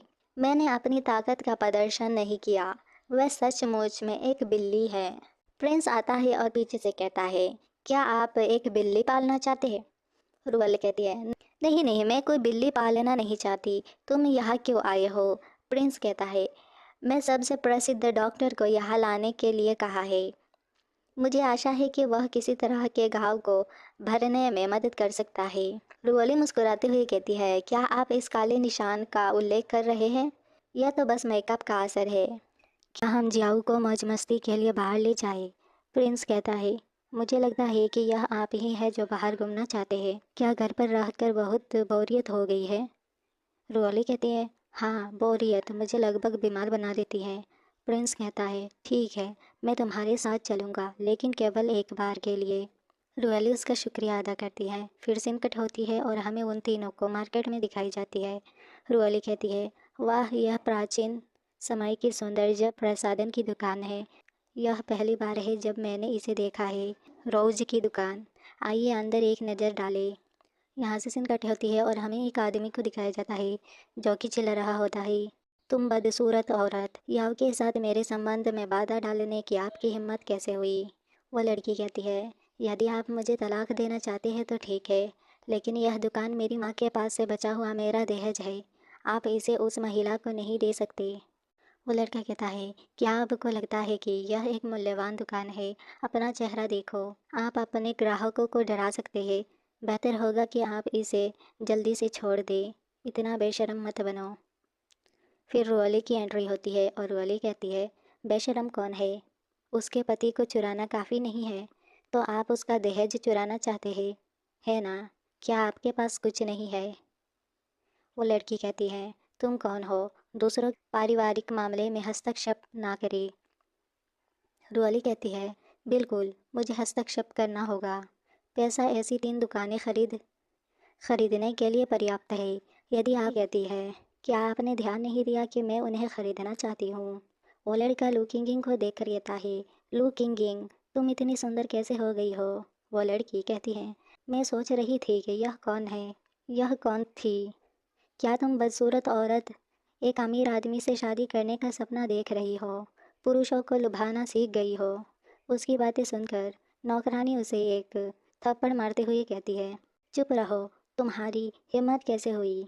वो लड़का कहता है, तुम्हारी हिम्मत कैसे हुई मेरी औरत को थप्पड़ मारने की? यहाँ पर इन दोनों की बहुत ज़्यादा लड़ाई हो जाती है। वो लड़की सोचती है, लू किंगिंग को इतना बड़ा शॉट कब मिला? फिर लू किंगिंग कहती है, श्रीमान कृपया दया कीजिए, हालांकि अब हम जोड़े नहीं रहे, मैं यहाँ खड़े होकर उसे पीटते हुए नहीं देख सकती। फिर वो लड़का कहता है, अच्छा, अब जब मिस लू ने ऐसा कहा है तो उसे जाने दो। लू किंगिंग उस लड़के के पास जाकर कहती हैं, आप कैसे हैं? क्या आप ठीक हो? फिर उसे रुआली की कहे कुछ बातें याद आती है।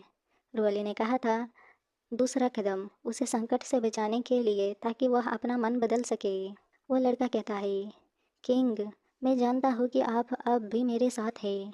वो लड़की चिल्लाती हुई कहती है, अरे मैं अभी भी यहाँ हूँ, आप मुझे क्या समझते हैं? वो लड़का उस लड़की को धक्का देते हुए कहता है, दूर हो जाओ, मुझे अकेला छोड़ दो। नौकरानी जोबेन कहती है, कोई व्यक्ति स्थानीय सरकार को रिपोर्ट करे, वह सार्वजनिक रूप से लोगों को मार रहा है। वो लड़का कहता है, मैं नहीं किया, उसने अपना सिर खुद से टकराया। फिर ओलू किंगिंग को पकड़ के कहता है, किंग, क्या आपने वह देखा? उसने खुद ही अपना सिर फोड़ लिया। यह मेरी गलती नहीं है। मेरे लिए गवाही दो। फिर लू किंगिंग को रुओली की तीसरी बातें याद आती है, जहाँ पर रुओली कहती है, तीसरा कदम उदासीनता से खड़े रहना और विवाद को इतना बढ़ाना कि वह पूरी तरह से कुचल दिया जाए। लू किंगिंग कहती है उस लड़के से, यह आपकी गलती है। आप बिना किसी कारण के उस पर हमला कैसे कर सकते हैं? वो लड़का रोता हुआ चेहरा बनाता है। यहाँ से सीन कट होकर रुओली पर शिफ्ट होता है। रुओली कहती है, रोज को मुलायम ब्रश से लगाना चाहिए ताकि यह अच्छी तरह से फिट हो सके और प्राकृतिक दिखे। बहुत खूब। वहाँ पर और भी ढेर सारी नौकरानियाँ होती है। रुओली फिर से कहती है, यह कॉस्मेटिक उपकरणों का अद्भुत कार्य है। जब मैं उन्हें बहुत सारी बनाऊंगी तो मैं आप में से हर किसी को एक एक दूंगी। वह नौकरानियाँ कहती है, आपका बहुत बहुत शुक्रिया। जीजी कहता है, खैर मैंने ही तुम्हें इन्हें बनाना सिखाया था। यह एक पैदा करने के लिए आपको 10 खरगोशों के फर का उपयोग करना होगा। रुआली हंसते हुए कहती है, मैं जानती हूँ जिया जी, आप इसके लिए बहुत मेहनत करते हैं। तुम्हें चुराने के लिए मेरी जान जोखिम में डालना सही है। महामहिम और जियाओ, आप लोग यहाँ पर। हालांकि जियाओ, रुआली सोचती है, प्रिंस का जेनेटिक बेटा नहीं है, फिर भी वह जियाओ का बहुत अच्छा ख्याल रखता है। जियाओ रुआली के पास जाकर कहता है, माँ पिताजी ने मुझे आज बहुत सारे किरदार लिखना सिखाया है। रुआली कहती है, आपके लिए अच्छा है जियाओ, बहुत खूब। आपके पिता के लिए भी अच्छा है। उसकी यह बातें सुनकर प्रिंस तो ब्लश करने लगता है। प्रिंस ब्लश करते हुए कहता है, महारानी डूबेगर का जन्मदिन आ रहा है। जन्मदिन के उपहारों के बारे में अच्छी तरह से सोचने की ज़रूरत है। रुआली कहती है, क्या इसके लिए मैं ही जिम्मेदार हूँ? लेकिन मैं उसकी पसंद नापसंद बिल्कुल नहीं जानती। वह शाही वंशजों पर बहुत जोर देती है। हमारा क्या हाल? प्रिंस मुस्कुराते हुए कहता है, मैं समझ गया। आइए जियाऊ को भी हमारे साथ जन्मदिन की दावत पर ले जाए। रुअली कहती है, नहीं, शाही महल के लोग उसे नहीं जानते। अगर हम जियाऊ को अचानक वहाँ ले जाएं, तो वे उसे अस्वीकार कर सकते हैं। फिर यहाँ से सीन कट होती है और कुछ नौकरानियों को दिखाई जाती है, जहाँ पर रुअली अपने नौकरानी के साथ जा रही होती है और जाते जाते कहती है, मुझे आश्चर्य है कि क्या उसे यह उपहार पसंद आएगा। जीजी कहता है, आराम से ले लो। कोई भी महिला अधिक सुंदर बनने के प्रलोभन का विरोध नहीं कर सकती। तभी एक ट्री को गिरते हुए दिखाई जाती है। यहाँ पर एक लड़की को दिखाई जाती है जो कि कहती है, कंसर्ट नेंग, क्या आप नान जान राज्य के लोग दूसरों द्वारा तैयार किए गए जन्मदिन के उपहार को बिना माफ़ी मांगे नष्ट करने के लिए शिक्षित है? रुआली अपने नौकरानी से पूछती है, वह कौन है? नौकरानी कहती है, महामहिम, प्रिंसेस कंसर्ट। जो घूंघट पहने हुए है वह कंसर्ट नेंग है, जो नान ज्ञान राज्य की एक राजकुमारी है और उसने शांति स्थापित करने के लिए महामहिम से शादी की है। दूसरी राज्य सौ मंत्री की पत्नी लिन बेइन है। रुअली कहते हैं, क्या एक अधिकारी की बेटी की एक शाही कॉन्सर्ट के प्रति इतना असभ्य होने की हिम्मत कैसे हुई? क्या उसे उच्च पद वाले किसी व्यक्ति को अपमानित करने के लिए दंडित नहीं किया जाएगा? नौकरानी कहती है, मैंने सुना है कि कॉन्सर्ट निंग लंबे समय से डूंग शोंग राज्य में नहीं है। रिश्तेदारों की मदद या महामहिम की कृपा के बिना स्वाभाविक रूप से उसे धमकाया जाएगा। इसके अलावा लिन बयेलिन परिवार की एक घमंडी महिला है।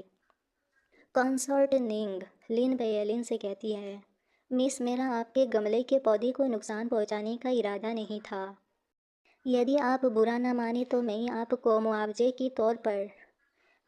के रूप में अपना तैयार किया हुआ उपहार दे सकती हूँ। लिन बयेलिन कंसर्ट निंग को धक्का देते हुए कहती है, यह क्या है? आप मेरे पॉट पाइन की तुलना अपने चितड़े से कैसे कर सकते हैं? रुअली यहाँ पर पहुँचती है और कहती है, मिस लिन, क्या आप लिन परिवार के लोग अपने उद्धारकर्ता से अच्छाई के बदले बुराई का बदला लेने के लिए शिक्षित है? लिन बेयलिन पूछती हैं, आप कौन हैं? रुअली कहती है, मैं प्रिंसेस कंसॉर्ट जॉन वान रुअली हूँ। कंसॉर्ट निंग और मिस लिन बेयलिन से मिलकर अच्छा लगा। लिन बेयलिन कहती है, हम ठीक है, तो आप प्रिंसेस कंसॉर्ट जोंग है। मैंने सुना है कि प्रिंस जोंग की हालत ख़राब हो गई है, वह लगभग मरने वाला है। क्या आप अभी भी दूसरों महत्वहीन मामलों में दखल देने के मूड में है? रुओली गुस्से में कहती है, आपकी यह कहने की हिम्मत कैसे हुई कि प्रिंस जोंग मर रहा है? मैं उसके स्वास्थ्य के बारे में आपसे कहीं बेहतर जानती हूँ, मिस लिन। यदि लिन परिवार के लिए सम्राट का उपकार महत्वहीन है, तो कृपया भूल जाए कि मैंने क्या कहा है। मामला ऐसा ही है, मुझे बताओ कि मैं बुराई को अच्छाई की ओर कैसे ले जा सकती हूँ। क्या आप महारानी डो बेगर को पॉट पाइन देना चाहते हैं, उनकी दीर्घ आयु और शाश्वत सुंदरता की कामना करते हुए? लिन वेयलिन कहती है, हाँ, समस्या क्या है? रुओली कहती है, आपकी इच्छा ठीक है, लेकिन माना जाता है कि चीड़ व्यापक आकाश के नीचे विशाल भूमि पर खड़ा है। अब यह एक छोटे बर्तन में सिमट कर रह गया है। मिस लेन, क्या आपको लगता है महारानी डूवेगर इस उपहार को पाकर प्रसन्न होंगी? लिन बेयलिन कहती है, यह सब मेरी नौकरानी की गलती है। आपको अपमानित करने के लिए माफ़ कीजिए।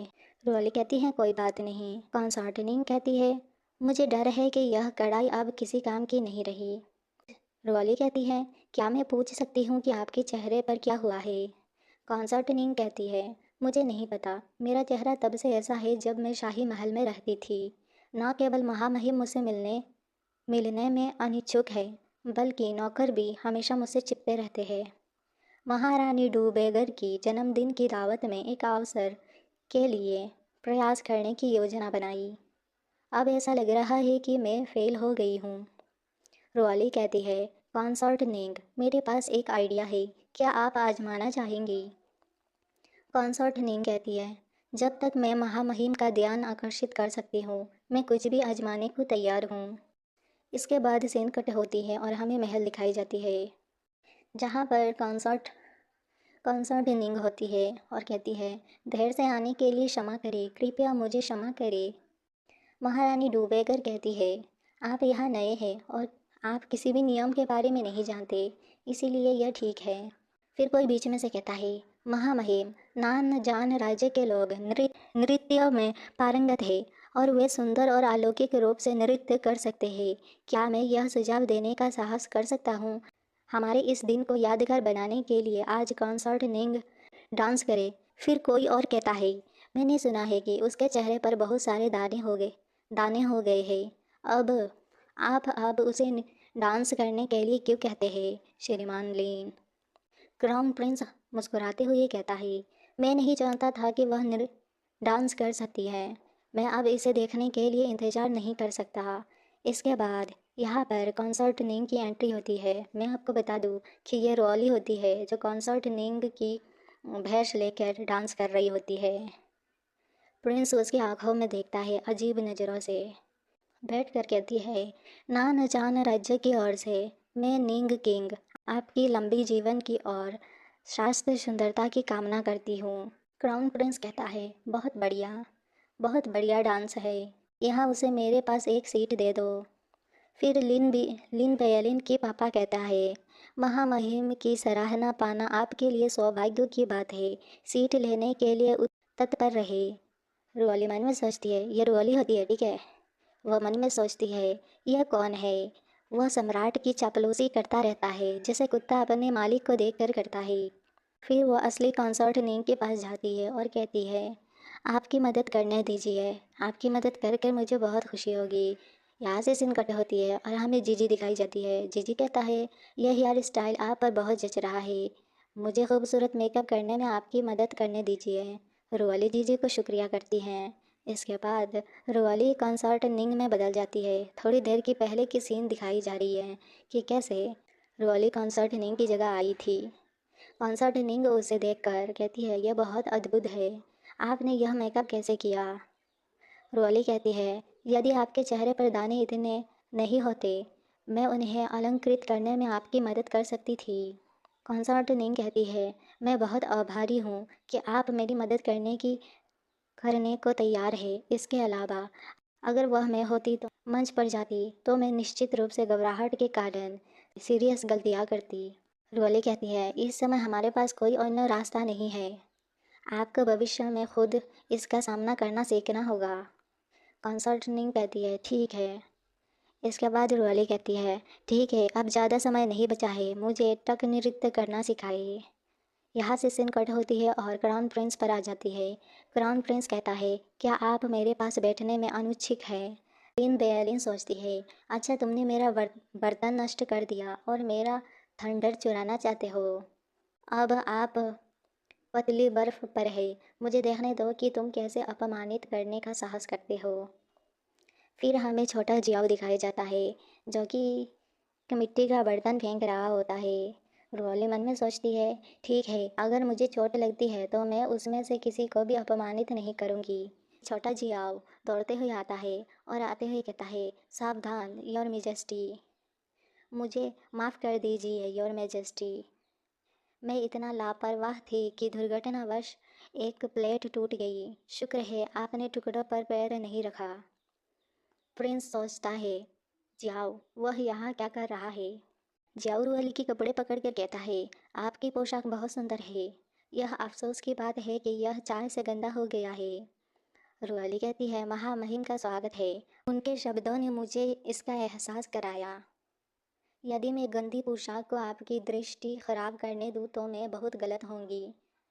कृपया मुझे इसे कुछ साफ करने और हल्के कपड़ों में बदलने की अनुमति दें।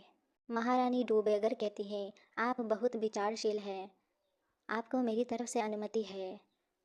महारानी डूबेगर कहती है छोटे बच्चे तुम कहाँ से हो, आप आश्चर्यजनक रूप से स्मार्ट और समझदार है, मुझे वह एक बच्चे में बहुत पसंद आया।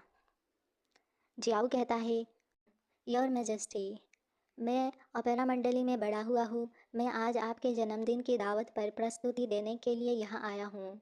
आप सदैव युवा रहे और एक लंबा और खुशहाल जीवन जिए। इसके बाद कहता है और मैं भूल गया, मुझे माफ़ कीजिए लेकिन मुझे बस इतना ही आता है। महारानी डोवेगर हंसते हुए कहती है क्या बच्चा है, इतना कुछ जानता है, आपके लिए पहले से ही बहुत प्रभावशाली है, उसे स्वर्ण जेट कंगनों की एक जोड़ी पुरस्कार में दे। जियाओ हंसते हुए कहता है आपका बहुत बहुत धन्यवाद योर मैजेस्टी। सीन कट होती है और हमें रुआली और कंसर्ट निंग को दिखाई जाती है। रुआली कंसर्ट निंग से कहती है आपको अब महल वापस जाना होगा, अगले कुछ दिनों में बाहर मत जाओ और किसी को भी अपने आसपास मत आने दो। पहले महामहिम को आपका इंतज़ार करने दे, यानी कि क्राउन प्रिंस के बारे में कह रही होती है। इस बीच मैं आपके चेहरे पर दाने को ठीक करने का तरीका ढूंढूंगी। कंसर्ट निंग कहती है ठीक है, मैं वापस चलती हूँ, आप अपना ख्याल रखना। इसके बाद हमें एक नौकरानी को दिखाई जाती है जो कि पत्थर के पीछे छुपी होती है और कहती है महामहिम सही थे, उन्होंने अपनी पहचान बदल ली और सम्राट से झूठ बोला, यह उन दोनों से निपटने का एक अच्छा मौका है। तभी एक सैनिक आता है और उस नौकरानी को पकड़ के ले जाता है और कहता है अफसोस की बात है कि आपका मौका चला गया, महामहिम ने हमें उसे मारने का आदेश दिया है, चलो जल्दी से उससे छुटकारा पाए। दूसरा कहता है ठीक है फिर चलो। यहाँ से सिन कट होकर फिर से महल की ओर चली जाती है। हमें रुआली दिखाई जाती है जो कि सोच रही होती है अच्छा सब कुछ ठीक से चल रहा है। प्रिंस उसके पास जाकर कहता है आपने अभी बहुत अच्छा डांस किया। रुआली हंसते हुए कहती है आपने उस पर ध्यान दिया। फिर सोचती है उसने मुझे शुरू से ही देखा। वाइन सोचता है क्या वह सचमुच भविष्य से आई है। फिर हमें छोटा जियाओ दिखाया जाता है जो कि पिलर के पीछे से चिपके मम्मी पापा कहता है। उसे देखकर रोली कहती है जियाओ आओ और हमारे पास बैठो। उसे देखकर मिस्टर लू कहता है प्रिंस जॉन को बधाई, लिन बेयलिन के फादर होता है ये। कहता है आप सदैव कमज़ोर रहे हैं, हमें भी चिंता है कि भविष्य में आपका कोई उत्तराधिकारी नहीं होगा। अब एक बच्चा खुद आपके पास आया है, इतनी खुशी की घटना है। लिन बेयलिन कहती है मेरे पिता सही है, उत्तराधिकारी पाने के लिए आपको बधाई। रुअली गुस्से में कहती है तो वे पिता और पुत्री हैं, कोई आश्चर्य नहीं है कि वे एक दूसरे की तरह ही घृणित है। फिर वहाँ पर क्राउन प्रिंस आता है और कहता है यह कितनी हलचल है, आपने इस खुशी के अवसर को मेरे साथ साझा क्यों नहीं किया। इस बच्चे का उज्जवल चेहरा कुछ कुछ आपके जैसा है, आप उसे अपना क्यों नहीं लेते, इसे आपको संतान ना होने की बोरियत से छुटकारा मिल सकता है। प्रिंस को दिखाई जाती है जो कहता है प्रिंसेस कंसर्ट और मुझे इस बच्चे के बारे में कुछ विशेष महसूस हुआ। क्राउन प्रिंस का एक सुझाव, मैं बस इसका अनुसरण करूँगा और इस बच्चे को गोद ले लूँ। और वह तीनों बहुत ज़्यादा खुश होते हैं। क्राउन प्रिंस मुंह बनाते हुए कहता है, कितना बकवास। इसके बाद हमें महारानी को दिखाई जाती है, जो कहती है, जियाओ नाम का वह बच्चा जाना पहचाना लग रहा है, बाद में उससे पूछताछ करना।